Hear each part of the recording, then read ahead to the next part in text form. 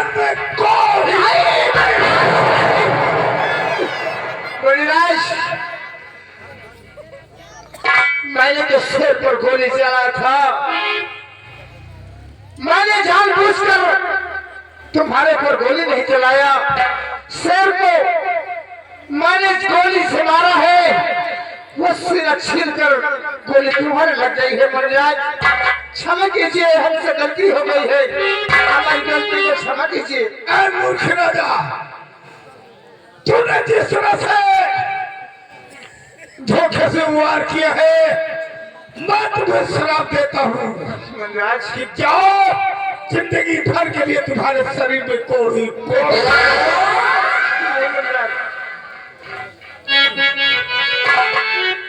और ये है प्रजा, ये है प्रजा महाराज बाबा सुनो।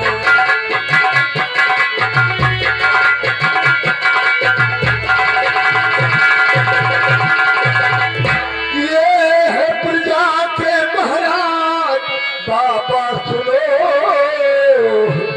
ये है प्रजा के महाराज बाबा सुनो, इसलिए माफ दिल की क्षमा कीजिए।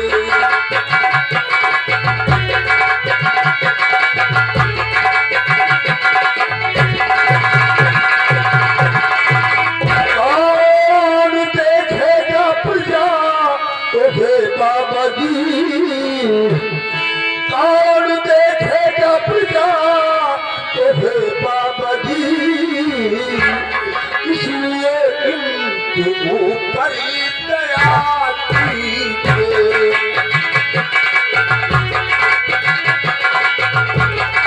दया कीजिए,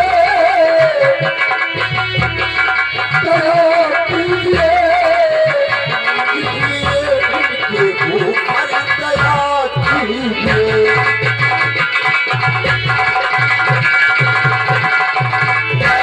देखो सेनापति करण सिंह, जिस तरह बंदूक से निकली गोली वापस नहीं होती है, उसी तरह संतों को दिया हुआ शराब वापस नहीं होता है। लेकिन रिक्वेस्ट करते हो तो मैं तुम्हें एक उपाय अवश्य बताता हूं। उपाय यह है, यहाँ से 40 कोस दूर पर एक सोनापुर पहाड़ी है। सोनापुर पहाड़ी के पीछे एक विशाल मंदिर है। उस मंदिर में एक चिराग और एक कटारी रखा गया है। उस चिराग और कटारी के रखवाले जिंद है। जो कोई शख्स उस कटारी को हासिल करेगा, वही जिंद का सीना फाड़ेगा। सीना में तिलस्मी एक मोहरा निकलेगा। उस मोहरे को धुलकर महाराज को ढहलाया जाएगा। जब होगी वो देखो कोई सामने में आ रहा है।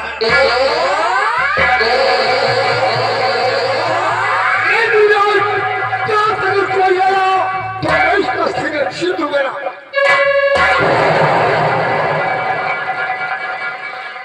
सेनापति करण सिंह,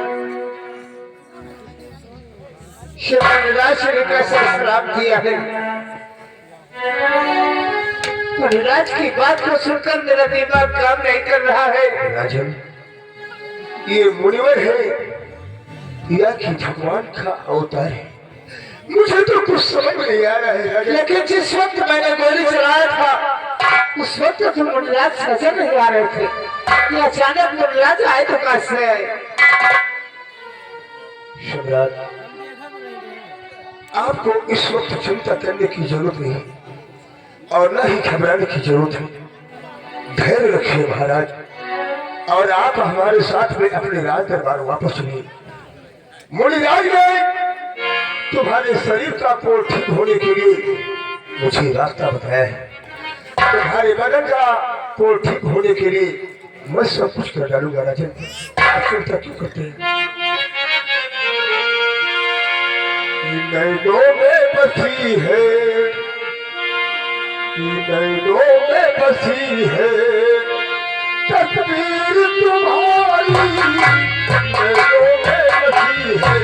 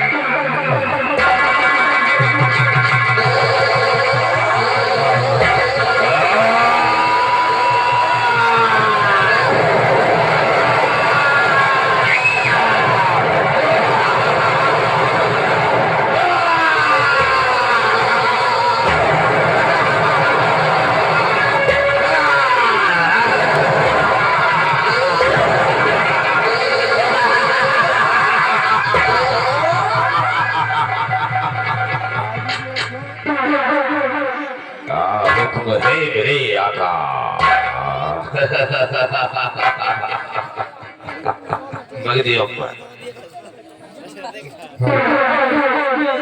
आई थिंक आज से मैं तुझे आजाद करता हूँ। हाँ इस चिराग और कटारी की तुम्हारी जिम्मेदारी है। हाँ याद रहे, इसे कोई इंसान छूलेगा तो समझ ले तेरी मौत होगी। इसलिए इसकी रखवाली तुम्हारी जिम्मेदारी है। और दूसरी बात यह है कि सपेरे के बीन से बच के रहना, क्योंकि बीन की आवाज सुनते तुम बदहोश हो जाए और उसी दिन तेरी मौत होगी। मौत होगी, मौत होगी। क्या मैं तुझे आज से आजाद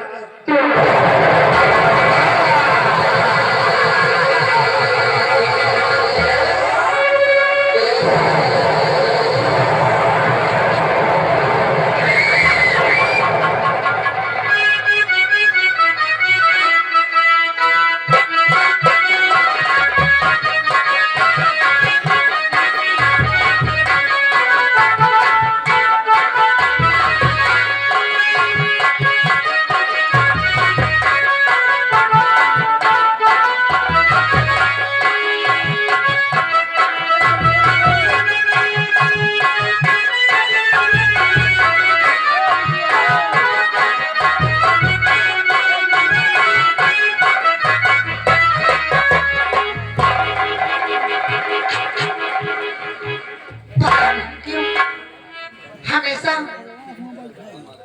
शिकार खेल के जल्दी वापस आ जाते थे। बेटा से अभी पता नहीं क्यों मुझे चिंता हो रही है। हम अभी तक रात होने वाली है, पिताजी शिकार खेल कर वापस नहीं आए। अभी मम्मी तक बेटा आए नहीं। थोड़ी देर तक इंतजार करो। मेरा दिल घबरा रहा है। चिंता करने की कोई जरूरत नहीं है। सेनापति साथ में गए हैं, महाराज को लेकर आते ही होंगे।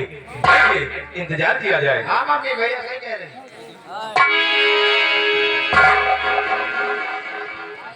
महारानी जी, शाम हो गई है, अभी तक महाराज शिकार खेल कर वापस नहीं आए। चलो, ये मंत्री दूरदर्शन चाहता था सूरज डूबने से पहले राजदरबार जाता था। अभी तक महाराज आए नहीं, चिंता हो रही है। खैर कोई बात नहीं है, 2 घंटे के बाद हम जाकर जंगल की तरफ देख लेते हैं।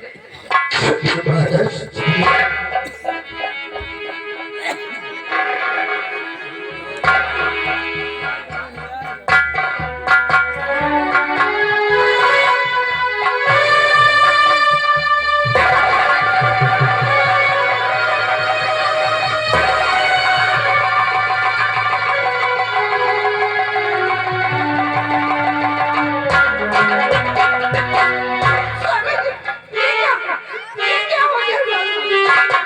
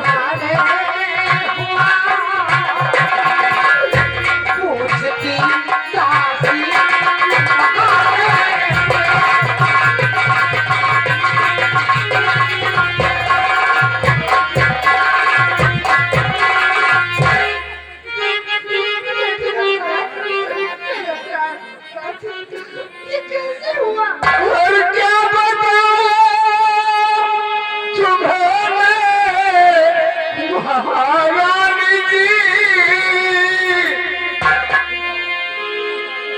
और अपने किए कि खुद में सजा पा रहा।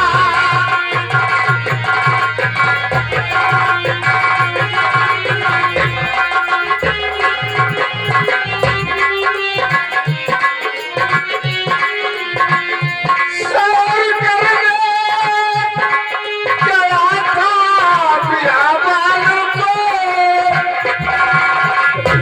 गोली शेर पे मारा लगी मुनियाज को।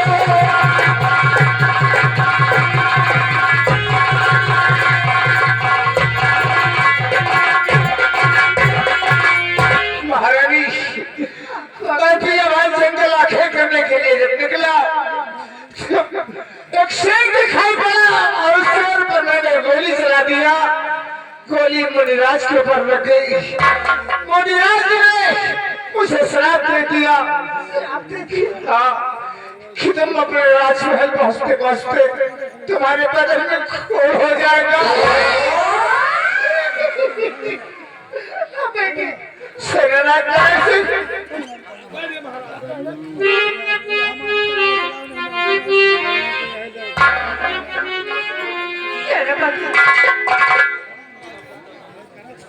चार सेनापति जुबान से कुछ बोलिए, किस तरह से खड़े आप क्यों हो?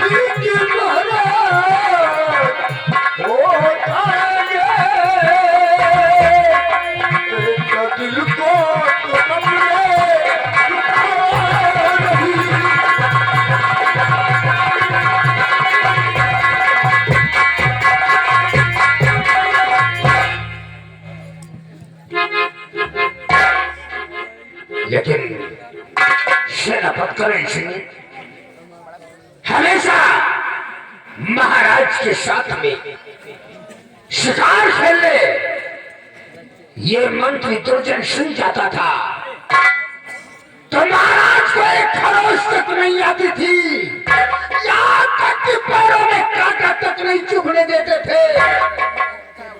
आज महाराज के साथ में तुम गए, आखिर क्या हो गया महाराज को कि एक ही दिन में महाराज कोड़ी हो गए? आखिर बात क्या है? मंत्री दुर्जन सिंह महाराज के साथ में शिकार खेलने जरूर गया था, लेकिन इसमें हमारा कोई दोष नहीं है। हाँ, हम सब पे दोष। अगर तुम्हारा दोष नहीं है तो महाराज कोड़ी कैसे हो? महाराज के साथ मैं भी अभान जंगल में शिकार खेल रहा था। अच्छा, और शिकार खेलते खेलते हम लोग काफी दूर आगे निकल गए। जंगल से अचानक एक शेर निकला। महाराज ने अपनी रिवॉल्वर निकाला और गोली चला। गोली शेर के बजाय जाकर एक महात्मा जी को लगी। महात्मा जी ने श्राप दे दिया, आए मूर्ख राजा, जिस तरह से तूने धोखे से मुझे वार किया है, जब मैं तुझे श्राप देता हूँ तेरे बदन में कोढ़ हो जाएगा।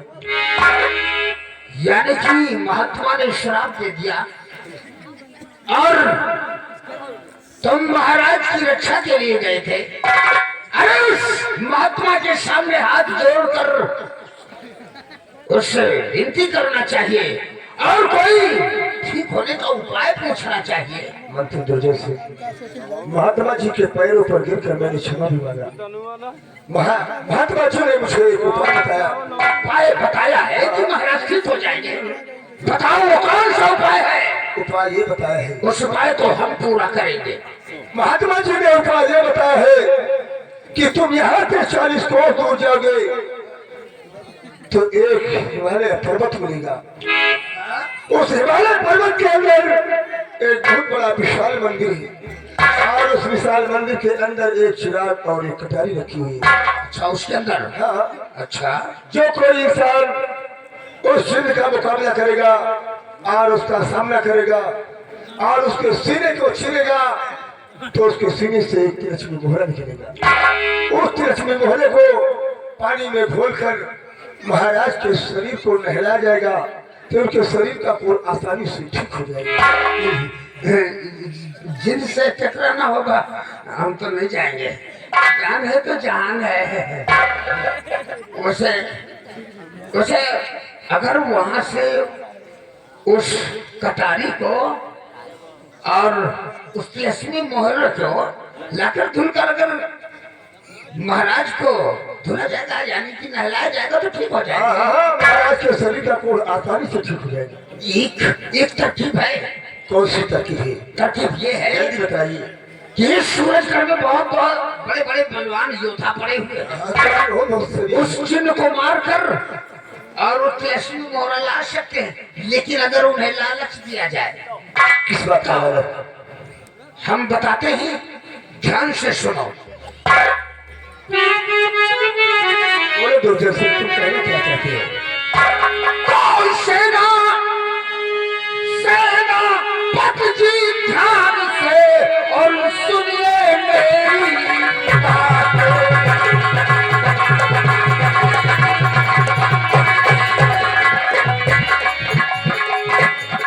सेना पत जी ध्यान से और सुनिए मेरी बात। और पिया रख कर पार में अब जाहिर करिए बात।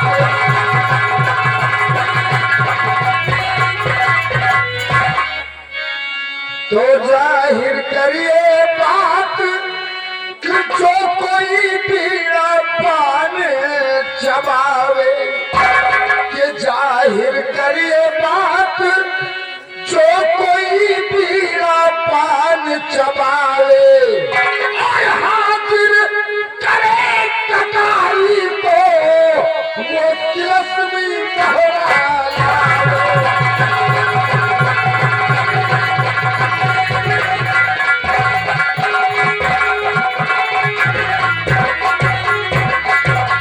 हो गरीब तो अमीर बन जावे। अगर ये काम जो भी करेगा इस सूरजगढ़ में, तो अगर गरीब इस काम को करेगा तो वो बहुत बड़ा अमीर बन जाएगा। ये ऐलान करवाया जाएगा कि हो गरीब तो अमीर बन जाए, इस जग में मौज मनावे। और लाकर उस तिलस्मी मोहरा बहुत पाप बन जाए।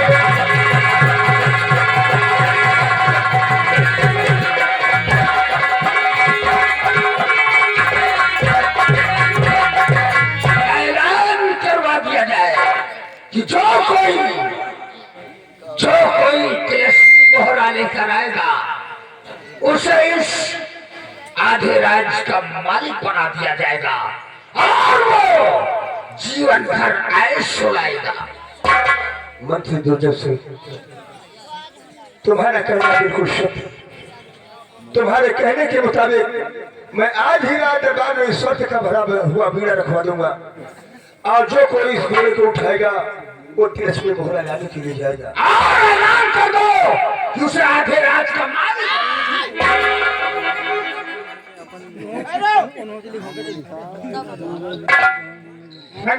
जैसे ऐसा ऐलान नहीं करना है।